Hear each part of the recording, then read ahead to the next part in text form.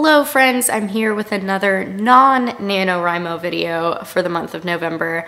I've been wanting to do this tag forever, ever since Alina from Tall Tales tagged me. I think a few other people have tagged me to do this video.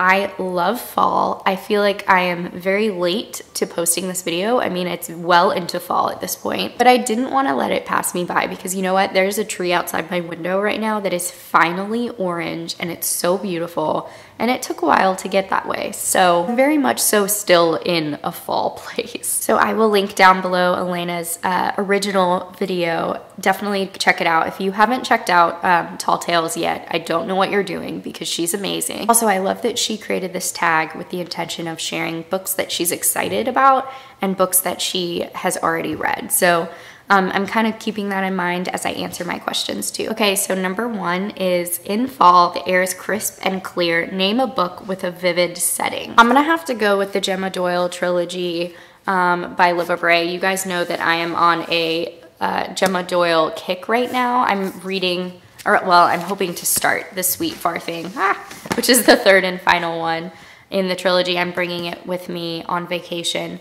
And I just love this world so much. Honestly, any of the books are so great in terms of setting and description and being immersed in the story.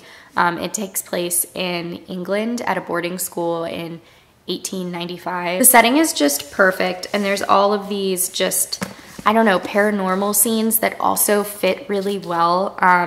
It's just pretty unlike any other kind of YA book even YA paranormal book that I've read. And I love getting lost in this story. Number two, nature is beautiful but also dying. Name a book that is beautifully written but also deals with a heavy topic like loss or grief. So pretty much any book on my bookshelf. I'm just kidding, but I do tend to gravitate toward heavy-hitting contemporary books.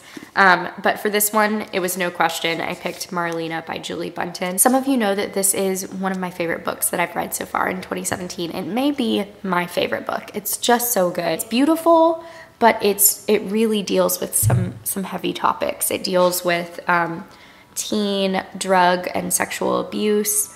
And then the whole story centers on, this isn't a spoiler, you find it out on page 1, but the whole story centers on the death of a 15-year-old girl. So it's a very heavy book, but so lovely to read. I was so moved by this book, and I just think, I don't know, I just think Julie Buntin has a gift for conveying really difficult human emotion and grief and loss in just such a beautiful way. Number three, fall is back to school season. Share a nonfiction book that taught you something new. For this one, I'm gonna go with Eating Animals by Jonathan Safran Foer. I'm still not really sure how to say his name.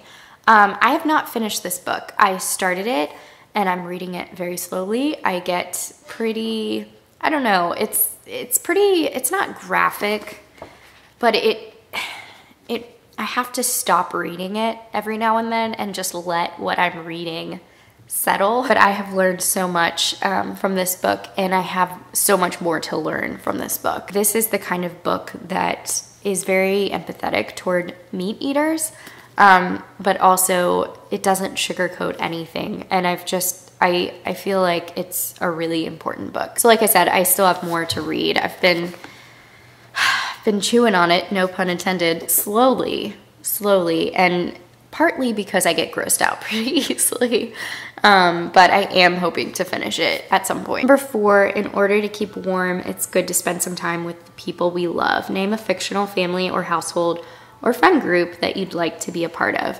So this is probably going to be a pretty common answer, but I have to say The Raven Cycle, no question.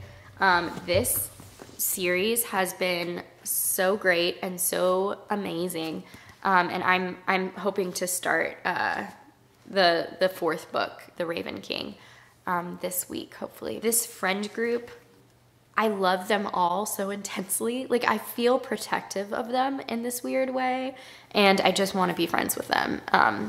I can't even tell you if I have a favorite. I love Blue, I love Gainsey, I love Ronan, I love Adam. I just love them all. So I'd probably have to say The Raven Cycle. Number 5 is The Colorful Leaves Are Piling Up on the Ground. Show us a pile of fall-colored spines. So in the interest of saving time, I didn't actually look on my bookshelf. I just picked from the books I pulled for this video. But I feel like they're all pretty fall-ish spines. I mean, they work, right? Number 6, fall is the perfect time for some storytelling by the fireside. Share a book wherein somebody is telling a story. So for this one, I have to say the book that I'm currently reading, which is Peace Like a River by Leif Enger. He is just such a masterful storyteller. The narration is so rich. Actually, Jess from Jess McLynn, I'm buddy reading with her and a few other girls. She said that the narration was exquisite, and I feel like that's exactly what it is. And I don't know if this question was meant to be more of a story within a story kind of answer, but I do feel like I could just picture the narrator sitting by a fire and being told this story by Leif Enger, or even the narrator Ruben. It's so personable and intimate, and the way the story unfolds is really captivating. He is just such a good storyteller. I can't say it any better than that. Number 7, The Nights Are Getting Darker. Share a dark or creepy read. So for this one, I just finished, I finished last month, Lauren Oliver's Rooms for the first time. And I wouldn't say that it's a scary thriller by any means. It's not. It's definitely more about the characters themselves rather than kind of a page turner. But it is creepy because it's narrated by the ghosts that live in the walls of this house, watching this sort of dysfunctional family. There are, I will say, definitely trigger warnings for suicide and sexual abuse. So there are some harder topics in here, but yeah, it's really, really creepy. It just kind of makes your stomach hurt as you're reading. Number 8, The Days Are Getting Colder. Name a short, heartwarming read that could warm up somebody's cold and rainy day.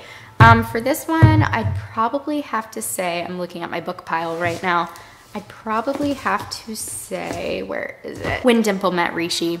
It's, I'll be the first to admit that this book was not my favorite. There were some issues that I had with it, mainly that I felt like it wasn't as complex as it could have been, especially with the plot. But it is a heartwarming, cute, sweet read. The love story in here is precious.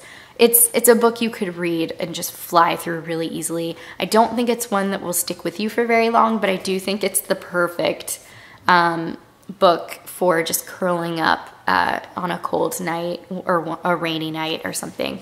And I did actually audibly squeal when Dimple and Rishi got together. It was just so cute.